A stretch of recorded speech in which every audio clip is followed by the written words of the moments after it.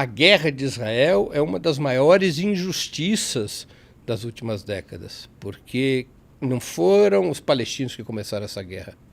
A guerra não começou dia 7 de outubro, essa guerra é muito antiga, é quase que uma outra guerra de 100 anos. Aquela clássica histórica guerra da França contra a Inglaterra é quase outra guerra de 100 anos. Ela, na verdade, começa, seus preliminares são no início do século XX, e ela inicia-se a partir do exato momento em que se formaliza a existência do Estado de Israel em 1948, há exatos 76 anos. Já houve uma primeira guerra naquele momento, porque os palestinos entenderam que a criação do Estado de Israel, num território em que a maioria da população era palestina, era uma violação dos seus direitos. Os palestinos dos países árabes confrontaram militarmente Israel para defender aquele território no qual eles eram maioria populacional. Israel vence essa guerra. E quando Israel vence a guerra, Israel, que já controlava 53,5% da Palestina por decisão da ONU, Israel passa a controlar 79% do território. 18 anos depois, uma nova guerra, dessa vez provocada por Israel em 67, Israel passou a controlar 100% do território. Então, são 57 anos praticamente, agora em junho, dia 10 de junho, se completam 57 anos que o povo palestino vive sob ocupação colonial. Então, nós temos que entender esse contexto para debater essa tese de Israel sobre a justiça da guerra, né? Israel, na sua opinião, não tinha direito a revidar após o ataque inicial do Hamas em 7 de outubro? Eu inverteria posições. Eu acredito que o 7 de outubro foi um revide contra o Estado de Israel.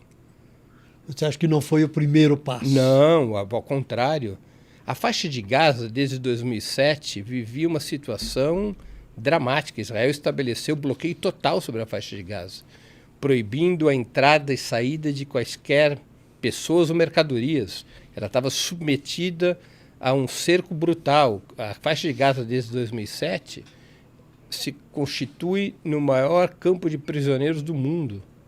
Se nós quisermos uma equivalência com a história judaica, a faixa de Gaza foi transformada pelo Estado de Israel no gueto de Varsóvia dos palestinos. Literalmente, ela foi transformada num gueto cercado pelo exército israelense. O exército israelense não aceitou o resultado eleitoral das eleições palestinas legislativas de 2006, não aceitou a constituição de um governo de unidade palestina entre o Fatah, que é o partido que governa a Cisjordânia, e o Hamas, que faz maioria nas eleições legislativas de 2006.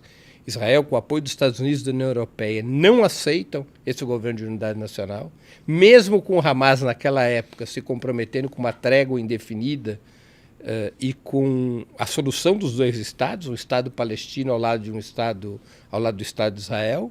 Ainda assim, Israel, com o apoio dos Estados Unidos e da União Europeia, não aceita essa solução e boicotam esse governo de unidade nacional palestina, exigindo, para que pudesse ser levantado o boicote, que o Hamas fosse expulso do governo palestino.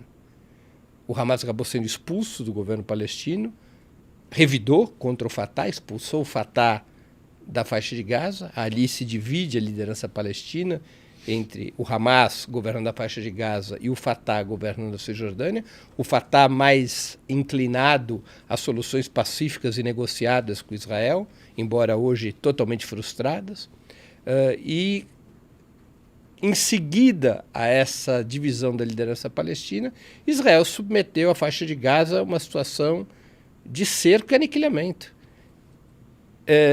Se você fizer um levantamento numérico, Tramontina, entre 2007, quando Israel cerca a faixa de Gaza, e 2023, 6 de outubro de 2023, portanto, antes da ação do Hamas contra Israel, cerca de 150 israelenses foram mortos nesse período de tempo, nesse período de 16 anos, em ações da resistência palestina, a maior parte dessas ações lideradas pelo Hamas.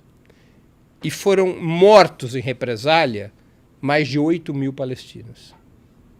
É um clássico número de punição coletiva. E punição coletiva é um dos fatores de identificação de genocídio. Não é? A cada israelense morto numa ação da resistência palestina, aproximadamente 50 palestinos, na maior parte civil, especialmente mulheres e crianças, foram abatidos pelo exército israelense. Isso tudo é antes do 7 de outubro. Então, escassez de medicamentos, escassez de alimentos, punição coletiva, morte de civis. Então, nós temos que entender o 7 de outubro como uma reação palestina contra a dominação colonial israelense, especialmente esse último período de dominação colonial pós-2007. Você fala muito em dominação colonial, né? Você compara a ação de Israel com a de outros países ao longo da história.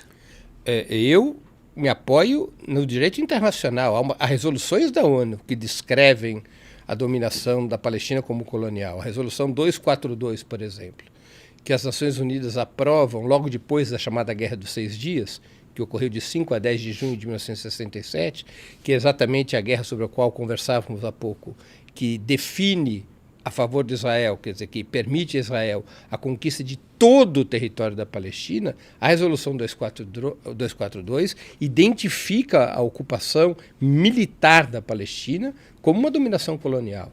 Há outras resoluções que identificam assim, por exemplo, a resolução 3103, que foi aprovada pela ONU em 1973, não só identifica a situação do povo palestino como uma situação de dominação colonial, como essa resolução, aprovada pela Assembleia Geral das Nações Unidas, concede ao povo palestino e a todos os povos colonizados, naquela época havia vários povos colonizados, concede aos povos colonizados o direito de recorrer a todas as formas de luta contra o colonialismo, incluindo a luta armada.